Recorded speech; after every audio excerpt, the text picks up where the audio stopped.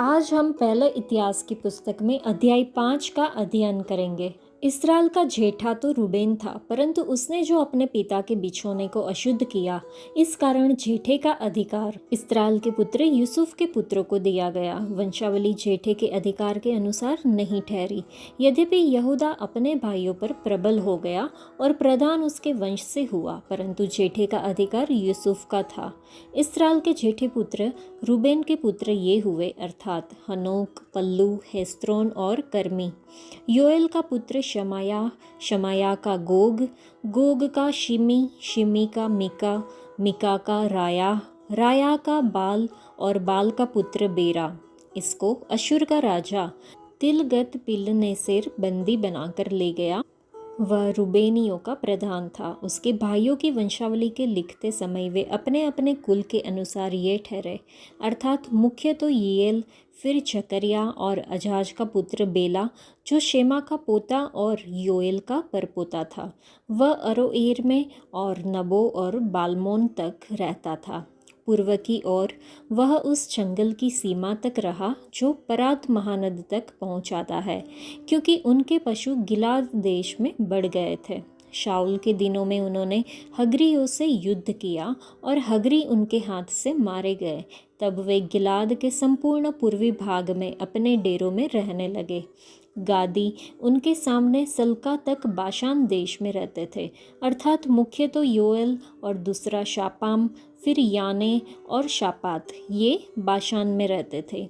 उनके भाई अपने अपने पितरों के घरानों के अनुसार मिकाएल, मशुल्लाम, शेबा, योरे, याकान, जी और एबेर 7 थे। ये अबीहेल के पुत्र थे जो हुरी का पुत्र था, और योरा का पुत्र, ये गिलाद का पुत्र, ये मिकाएल का पुत्र, ये यशीशे का पुत्र, ये यहदो का पुत्र, यह बूज का पुत्र था। इनके पितरों के घरानों का मुख्य पुरुष अब्दीएल का पुत्र था और गुनी का पोता अही था। ये लोग बाशान में, गिलाद और उसके गांवों में और शारोन की सब चराइयों में उसकी दूसरी ओर तक रहते थे। इन सबों की वंशावली यहूदा के राजा योताम के दिनों और इस्राएल के राजा यारोबाम के दिनों में लिखी गई। रूबेनियों, गादियों और मनश्शे के आधे गोत्र के योद्धा जो ढाल बांधने, तलवार चलाने और धनुष के तीर छोड़ने के योग्य और युद्ध करना सीखे हुए थे, वे 44,760 थे जो युद्ध में जाने के योग्य थे। इन्होंने हगरियों और यतूर, नापीश और नोदाब से युद्ध किया था। उनके विरुद्ध इनको सहायता मिली और अगरी उन सब समेत जो उनके साथ थे उनके हाथ में कर दिए गए, क्योंकि युद्ध में इन्होंने परमेश्वर की दोहाई दी थी और उसने उनकी विनती इस कारण सुनी कि इन्होंने उस पर भरोसा रखा था। इन्होंने उनके पशु हर लिए, अर्थात ऊँट तो 50,000, भेड़ बकरी 2.5 लाख, गद्दे 2,000 और मनुष्य 1 लाख बंदी बना करके ले गए। बहुत से मरे पड़े थे, क्योंकि वह लड़ाई परमेश्वर की ओर से हुई। ये उनके स्थान में बंधुआई के समय तक बसे रहे। फिर मनश्शे के आधे गोत्र की संतान उस देश में बसे, और वे बाशान से ले बाल-हेर्मोन और सनीर और हेर्मोन पर्वत तक फैल गए। उनके पितरों के घरानों के मुख्य पुरुष ये थे, अर्थात एपेर, यिशी, एलीएल, अजरिएल, यर्मिया, होदव्या और यहदीएल। ये बड़े वीर और नामी और अपने पितरों के घराने के मुख्य पुरुष थे, परंतु उन्होंने अपने पितरों के परमेश्वर से विश्वासघात किया और उस देश के लोग जिनका परमेश्वर ने उनके सामने से विनाश किया था, उनके देवताओं के पीछे व्यभिचारिन के समान हो लिए। इसलिए इस्राएल के परमेश्वर ने अशुर के राजा पूल और अशुर के राजा तिलगत पिलनेसेर का मन उभारा, और इन्होंने उन्हें, अर्थात रूबेनियों, गादियों और मनश्शे के आधे गोत्र के लोगों को बंदी बना करके हलह, हाबोर और हारा और गोजान नदी के पास पहुंचा दिया, और वे आज के दिन तक वहीं रहते हैं। यह अध्याय पढ़ने के बाद हम समझ सकते हैं कि जैसे बंजर चट्टानें और रेतीले मरुस्थल हमारे ग्रह का अभिन्न हिस्सा है, वैसे ही वंशावली की सूचियाँ भी है। ये हमें परमेश्वर की सत्यता को और उनको बनाए रखने और उनकी मंडली की स्थापना में उनकी कृपा और दिव्य संरक्षण के बारे में सिखाती है। इस अध्याय में यरदन के पूर्वी किनारे पर बसे 2.5 कुलों के बारे में बताया गया है। रूबेन, गाद और मनश्शे का आधा कुल। मिस्र से बाहर निकलने और कनान पर विजय प्राप्त करने से पहले उन्होंने सबसे पहले अच्छी चरागाह भूमि पाने की कोशिश की। ये ध्यान दिए बिना कि यह स्थान पड़ोसी देशों के हमलों और मरुस्थलों में रहने वाले लोगों के संघर्षों के लिए सबसे खतरनाक क्षेत्र था। शुरुआत में वे परमेश्वर के प्रति विश्वास योग्य थे, लेकिन बाद में वे मूर्ति पूजा में फंस गए। उन्होंने अपने पूर्वजों के परमेश्वर की आज्ञाओं का उल्लंघन किया और उन राष्ट्रों के देवताओं की पूजा करने लगे जिनका नाश परमेश्वर ने किया था। इस कारण इस्राएल के परमेश्वर ने अशूर के राजा पूल और तिग्लत पिलनेसर का हृदय उभारा, जिन्होंने रूबेन, गाद और मनश्शे के आधे कुल को बंदी बनाकर ले गए।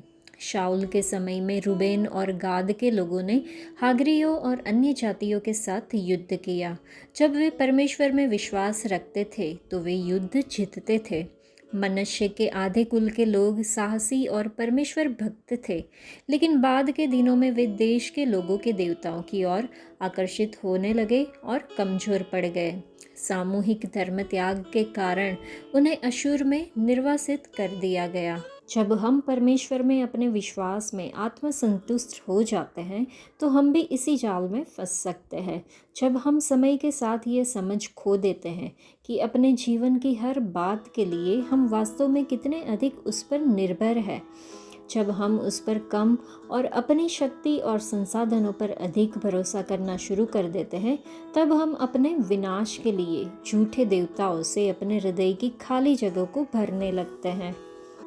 इस अध्याय में रूबेन के पुत्रों, गादियों और मनश्शे के आधे कुल द्वारा हागरियों के खिलाफ लड़े गए युद्ध का उल्लेख किया गया है। उन्होंने प्रार्थना की और परमेश्वर ने उन्हें विजय दी, क्योंकि उन्होंने विश्वास किया कि वह उनकी ओर से कार्य करेंगे।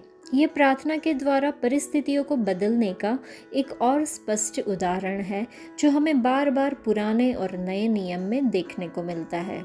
एक बार फिर हम देखते हैं कि परमेश्वर के लोग प्रार्थना में उसकी ओर पुकारते हैं।